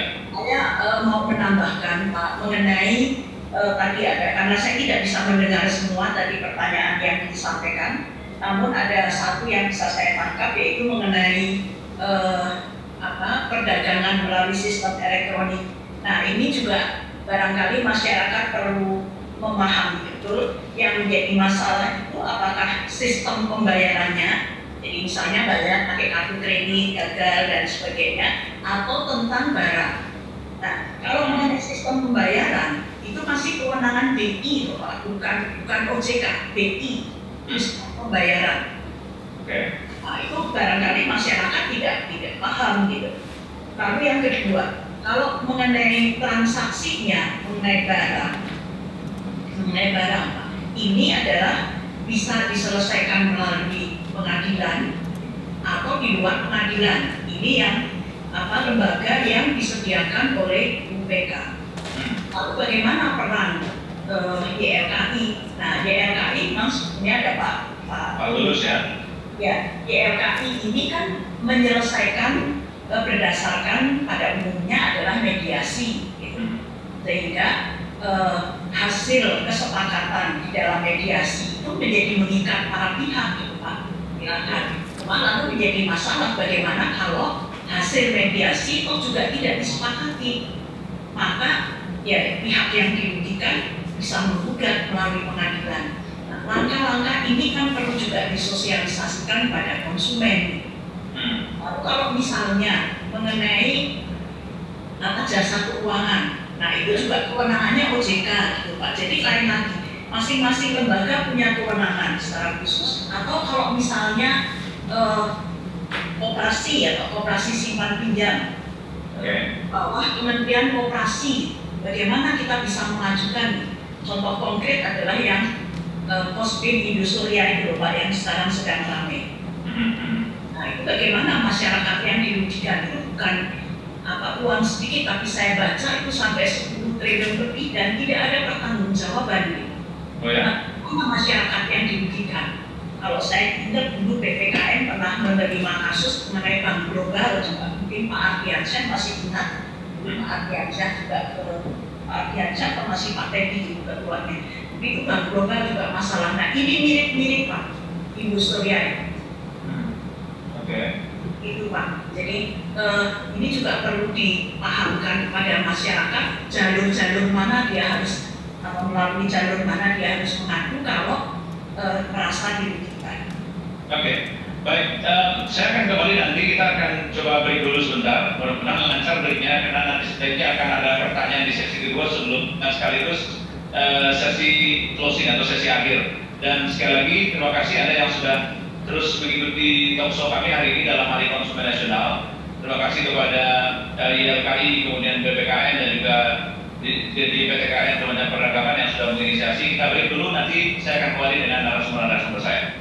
BPSK Kabupaten Sintang, pertanyaannya bagaimana kepastian hukum putusan BPSK di satu sisi dikatakan final dapat kekuatan hukum tetap, tapi di sisi lain para pihak yang bersengketa dapat mengajukan keberatan ke BPN terhadap putusan BPSK tersebut, sehingga membuat tidak adanya kepastian hukum. Yang kedua, BPSK sebagai salah satu badan yang dibentuk berdasarkan Kepres dan di-SK-kan oleh Mendak serta dilantik oleh Gubernur, tapi hampir seluruh BPSK di Indonesia kesulitan dalam anggaran, bahkan ada yang belum menerima anggaran sama sekali. Jadi tentu akan sangat berpengaruh terhadap tugas pokok BPSK. Pertanyaan hari ini saya ke Pak Dirjen dulu, boleh Pak Dirjen soal BPSK yang kurang anggaran dan lain-lain, Pak Dirjen bersama saya Pak. Karena BPSK itu kan berada di tingkat kabupaten kota, provinsi kabupaten kota. Nah kami menghimbau dan meminta, bahkan meminta kepada Bapak Gubernur, ya, Bapak Bupati, Wali Kota, setelah ada pelantikan BPSK di daerah ini, nah seyogianya dapat membiayai sehingga BPSK yang telah ditetapkan oleh Kementerian Perdagangan, Menteri Perdagangan ini dapat melakukan tugasnya, melakukan fungsinya di dalam rangka penyelesaian sengketa konsumen di daerah masing-masing itu. Nah ini yang kita harapkan kerjasama dengan pemerintah daerah, Pak Maulana dan Ibu Bapak sekalian. Memang ini kami akui menjadi satu kendala buat kami. Tapi kami tidak henti-hentinya juga meminta setiap ada kesempatan, bahkan menyurati kepada Gubernur, Bupati, Wali Kota agar segera dapat membentuk dan sekaligus membiayai keberadaan pelaksanaan operasional BPSK. Itu Pak Maulana. Dan tadi kalau ada pertanyaan, dan kami coba sedikit menambahkan apa yang disampaikan Mas Billy tadi. Bagaimana pemerintah mencoba mengakomodir terkait tadi seperti Pak Mas Billy mengatakan, masyarakat kita ini sudah diberikan, pemerintah sudah memberi satu aturan bahwa pelaku usaha wajib menyediakan buku petunjuk, manual dan garansi dalam bahasa Indonesia. Nah masyarakat sendiri yang sekarang ini agak sedikit malas membaca, membeli barang elektronik, tidak menaruh seperti yang tadi dikatakan Mas Billy. Tetapi di satu sisi pemerintah sudah membuat satu aturan yang jelas agar pelaku usaha membuat buku petunjuk, manual dan garansi dalam bahasa Indonesia sehingga masyarakat dapat betul-betul memahami dan menjalankan operasional suatu produk itu. Dan itu juga ada sanksinya kepada para pelaku usaha yang tidak menerapkan hal seperti itu. Nah inilah untuk itu kami ke depan berharap masyarakat kita ini jadilah masyarakat yang cerdas dalam rangka mengkonsumsi produk-produknya. Ini tadi menambahkan apa yang disampaikan Pak Billy. Kemudian ada pertanyaan nanti masalah BPSK, mungkin Pak Ardiansah bisa dapat lebih. Pak Ardiansah bisa menanggapi juga. Ya. Kemudian tadi bagaimana dalam pengiriman yang berubah bentuk, jadi barang itu rusak. Nah ini memang perlu diatur di dalam peraturan, karena di peraturan kami belum mengakomodir hal-hal yang seperti itu. Tetapi karena di satu sisi pengiriman dari pelaku usaha sudah baik, tetapi di dalam penerimaan oleh konsumennya terjadi perubahan-perubahan. Nah ini mungkin yang perlu kita sikapi. Dan akan coba sarannya akan kami terima, akan coba komunikasikan dengan pelaku usaha. Dan sekali lagi kami berharap pada era pandemi COVID ini, ada masa pandemi ya? Yang masa pandemi ini kami berharap pelaku-pelaku usaha ini dalam memperdagangkan produknya tetap mengikuti peraturan dan ketentuan yang telah diberlakukan. Sementara itu Pak Maulana, terima kasih. Ini akan diuji ketika konsumen mengalami insiden. Ketika dia mencari pemulihan haknya, apakah hukum itu bisa memberi kepastian kepada konsumen? Jadi ujian peraturan perundang-undangan dan sebagainya diuji ketika konsumen mengalami insiden, kemudian mencari akses pemulihan haknya, apakah mudah atau tidak. Nah, kalau ini sulit, dia aksesnya katakanlah melalui BPSK. BPSK tidak di semua kabupaten atau kota ada, apalagi dengan isunya Undang-Undang 23 tentang Pemda. Mungkin langsung slide ke itu aja ya, integritas diagnostik tentang pasar. Ya. Lanjut. Saya ingin menggambarkan saja di sini bahwa kita itu tadi aja itu, yang satu aja yang diagnostik tadi. Nah ini, jadi kepastian hukum itu akan teruji ketika konsumen mengalami insiden. Nah, kemudian ada prasyarat kondisi yang harus dipenuhi. Satu, kebijakan atau regulasinya itu udah pas atau belum? Nah, apakah itu kegagalannya di regulasi sehingga regulasinya harus diperbaiki, harus disempurnakan, harus ditambahkan kalau memang kurang. Nah, untuk itu dibutuhkan arus informasi yang akurat untuk proses pengambilan keputusannya. Kemudian yang kedua adalah lalu lintas barang. Tadi kita berbicara barang yang dikirim nggak sesuai dan sebagainya. Nah, itu terkendali nggak lalu lintas barangnya, baik itu dari luar negeri, dalam negeri, apalagi pejabat Bappenas pada waktu itu menyampaikan 90% dari barang yang ditransaksikan melalui e-commerce itu adalah barang impor. Nah, kalau itu yang terjadi, maka transaksi itu sesungguhnya tidak memberikan kontribusi terhadap ekonomi kita, kecuali hanya meningkatkan transaksi. Kalau di dalam rumus PDB hanya di C-nya saja, tapi kalau C-nya besar dikurangi dengan M-nya yang besar, maka ekonomi pun tidak tumbuh dengan yang kita harapkan. Jadi dalam hal ini kelembagaan pemulihan cukup memadai nggak? Di sana memang ada, kalau di luar pengadilan yaitu BPSK. Kalau di keuangan ada namanya lembaga alternatif penyelesaian sengketa untuk sektor keuangan dan sebagainya. Nah, yang kasihan itu adalah keberadaan BPSK ini. Bukannya tambah meningkat kapasitasnya, karena dukungan sumber daya terutama keuangannya sama sekali tidak memadai. Nah, menurut saya BPKN pernah menyampaikan saran agar BPSK itu supaya memberikan kepastian dukungan dananya dibiayai oleh APBN saja. Karena beberapa daerah kadang-kadang juga tidak peduli dengan keberadaan BPSK, apalagi dengan Undang-Undang 23 tahun 2014 tadi. Jadi menurut saya ini harus kita carikan jalan keluarnya yang terbaik, bagaimana agar yang diskusi itu saya sebut kelembagaan pemulihan itu berdaya guna tidak. Kalau enggak, maka sesungguhnya sistem ini terganggu. Saya kira ya. Oke. Saya ingin dapat statement akhir dari Mas Billy. Mas Billy ada bersama saya di sini? Mas Billy ada? Oke. Kalau Mas Billy belum bisa, saya ke Mas Alex dulu. Mas Alex, saya dapat statement akhir Anda, Mas Alex. Silakan.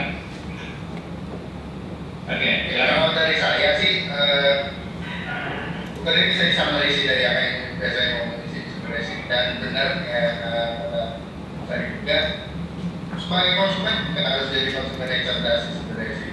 Jangan tergiur dengan diskon-diskon atau misalnya jangan juga tergiur dengan rayuannya nipu itu sebetulnya. Kalau misalnya mau belanja yang aman kayak gimana, mungkin bisa dipilih dari member-member yang asosiasi Koperasi Indonesia. Kita punya sekitar ratusan member, jadi bisa dipilih dari itu kita verifikasi. benar-benar punya PT, mereka benar-benar usahanya dengan baik. Terus juga kalau misalnya ada keluhan ya langsung disampaikan ke platform yang bersangkutan. Terus kalau tadi saya ada sempat baca yang soal chatnya ada pertanyaan, kalau misalnya ternyata si penggunanya itu keluar dari sistem terus kena tipu, mereka harus kena. Nah, saran saya yang terbaik adalah ke kantor polisi atau ke BPSK mungkin, ke BPKN mungkin, terus ya jelaskan sama platform e-commerce apa. Kami dan bersedia akan memberikan keterangan yang kita punya. Jadi misalnya Bapak Ibu ternyata ketahuan nih pernah transaksi dengan si ibu ini. Pada saat nanti dipanggil BPSK, sementara BPKN kepolisian, kami tidak setengah hati dan sukarela juga bakal kasih data-data terkait yang waktu itu. Bahkan kalaupun misalnya ada beberapa member kami yang ternyata yang sudah punya sistem, jadi ada misalnya Pak Maulana ketahuan kami taktik pernah ada komunikasi terkait salah satu penjual yang berinisiatif terbaik. Ini ada beberapa spesialis e-commerce yang bakal kasih peringatan kepada Pak Maulana lewat chat atau notifikasi bilang, Pak Maulana kami mendeteksi Bapak pernah berkomunikasi dengan ini harap berhati-hati dan melakukan transaksi. Kalau terus pesan berikutnya, kalau misalnya Bapak Ibu mau belanja secara online, indikasi paling gampangnya lihat dari bintangnya, lihat dari jumlah feedbacknya. Dengan bintangnya banyak, feedbacknya udah ribuan, itu jelas aman banding yang feedbacknya masih 0 misalnya. Dan jangan lupa juga selalu lakukan transaksi sesuai jalur yang diminta oleh e-commerce. Jadi jangan buat itu kasihan dari saya. Oke, thank you Mas. Alex, saya ingin ke Mas Tulus. Silakan Mas, data akhirnya dari LKI gimana Mas? Mas Tulus apa nih? Ya, halo. Silakan Mas Tulus. Ya, saya kira ini era digital ekonomi tidak mungkin kita hadapi adalah sebuah peniscayaan. Oleh karena itu, satu, harus ada pengawasan yang kuat dari pemerintah selaku regulator, baik pada konteks pra-pasar maupun pasca pasar. Nah, konteks pengawasan pra-pasar adalah membuat regulasi-regulasi yang kuat untuk melindungi konsumen terkait dengan era digital ekonomi, khususnya belanja online, yaitu tadi misalnya soal undang-undang perlindungan data pribadi. Itu suatu hal yang mutlak dan mudah-mudahan tahun ini atau tahun depan bisa bersama. Dan kedua, pengawasan pasar-pasar harus memberikan sanksi-sanksi yang jelas pada marketplace atau apapun yang terkait dengan itu sehingga tidak terjadi penipuan ataupun kerugian-kerugian pada konsumen. Dan pada konsumen sendiri, saya kira harus meningkatkan kebijakannya secara teliti, memilih kanal-kanal yang kredibel untuk transaksi terkait dengan belanja online. Jangan terlalu percaya dengan belanja online di media sosial karena kejadian-kejadian penipuan itu banyak di media sosial. Dan ketiga, dari sisi pelaku usaha, marketplace tadi harus banyak melakukan edukasi pada konsumen dan membuat proteksi-proteksi agar konsumen tidak mudah terperdaya dan penipu menyusun dalam transaksi yang sedang berlangsung. Saya kira itu Mas Maulana dan Bapak. Bu Bernadette, saya ingin kasih kesempatan Bu Bernadette punya statement juga karena ada beberapa hal yang kaitannya teknis undang-undang tadi, silakan Bu Bernadette. Ya. Terkait undang-undang saya lagi kedua. Tapi baik, tadi ada pertanyaan bahwa makanan misalnya yang diterima rusak lalu yang bertanggung jawab itu apakah si penjual makanan atau pengirimnya. Dan biasanya kita kan berhubungan langsung apakah itu dengan Gojek atau dengan Grab, sehingga kita membuat hubungan perjanjian itu adalah dengan Grab. Nah, kalau tadi yang ditanyakan itu adalah sudah jelas kesalahan grade-nya, maka tanggung jawab tentu dimintakan kepada si pengirim itu grade-nya, Gojeknya. Tapi kalau masih harus dicari kesalahan siapa, ya kita akan meminta pertanggungjawaban yang paling mudah bagi konsumen melalui produk lain.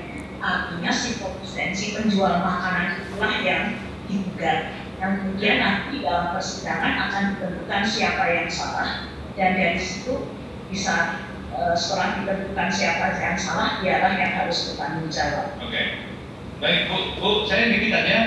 Ini ada pertanyaan juga dari apa yang ikuti talkshow kita, bagaimana perlindungan konsumen jika ada seorang yang positif tertular COVID-19 dari bungkus atau barang belanjaan online? Oke, ya, jadi pada prinsipnya setiap orang yang dirugikan itu bisa mengajukan gugatan, bisa ya, karena ini kan dalam suatu lingkup perdata sehingga inisiatif ataupun coverage dari apa yang digugat itulah tergantung dari para pihak. Nah, sekarang kasusnya adalah bahwa dia tertular COVID karena itu. Maka siapa yang harus digugatkan harus dicari siapa yang menularkan ya Pak ya. Kalau tidak kita sulit untuk menggugat siapa ini. Yang seharusnya dalam situasi yang seperti ini juga negara itu hadir gitu. Oke, baik. Baik. Oke, terima kasih Bu Belden. Terakhir memberikan yang tidak hubungannya dengan COVID ya Pak. Ya. Pertama adalah bahwa kita tahu bahwa bangsa Indonesia ini, masyarakat Indonesia ini, hukum aslinya itu adalah hukum adat. Nah, hukum adat ini sifatnya kontan, konkret, komunal, religius. Jadi kita masih di background kita itu bahwa transaksi itu harus dilakukan secara kontan, konkret. Nah, kita mau pindah ke digital itu memerlukan waktu yang cukup panjang. Ini mohon bagi pengambil keputusan harus dipertimbangkan. Yang kedua, kalau mengambil keputusan, mohon barangkali tidak artinya harus menggunakan helikopter view Pak.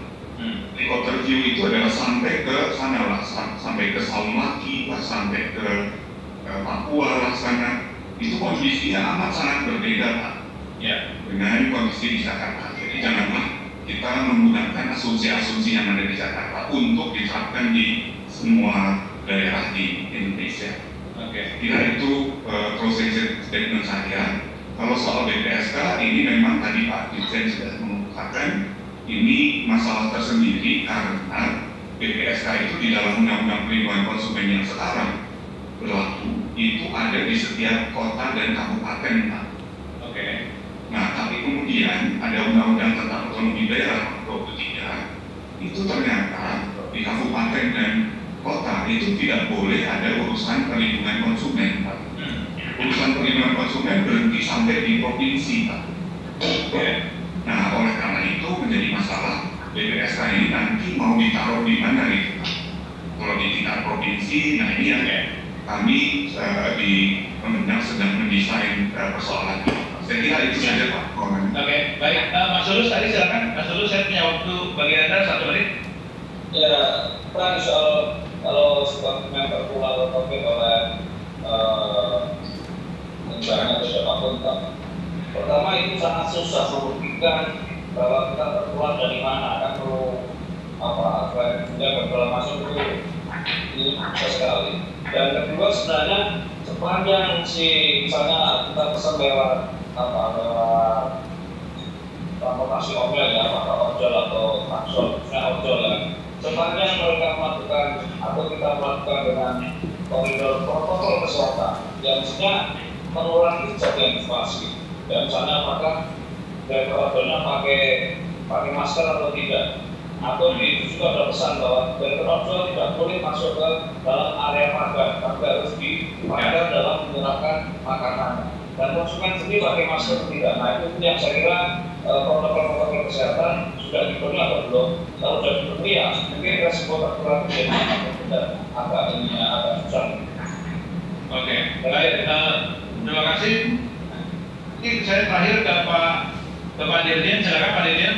Jadi konsumen Indonesia yang berdaya, cerdas untuk mendorong peningkatan kesejahteraan masyarakat menuju Indonesia maju. Dan marilah kita berdoa agar pandemi COVID ini segera berakhir dan kita semua kembali menjalani kehidupan yang normal. Amin. Baik. Ketua DNI Mas Lulus Sabari, terima kasih juga. Kemudian dari Asosiasi E-Commerce Indonesia, Ivan Alexandra, terima kasih juga Mas Alex. Kemudian akademisi Profesor Dr. Yohanes Gunawan Salama dan juga Profesor Bernada juga terima kasih sudah join di talkshow kita hari ini. Saya akhiri talkshow kita, mudah-mudahan COVID segera berlalu, e-commerce tetap naik, ekonomi digital oke sesuai dengan arahan Presiden, dan rekomendasi ini bisa dibawa oleh Mas Billy ke Presiden telah merapat intens berikutnya dengan Presiden supaya Presiden tahu juga ekonomi digital kita masih punya PR sana sini. Mudah-mudahan Hari Konsumen Nasional momentum yang tepat untuk menjadikan konsumen kita konsumen. Terima kasih semuanya.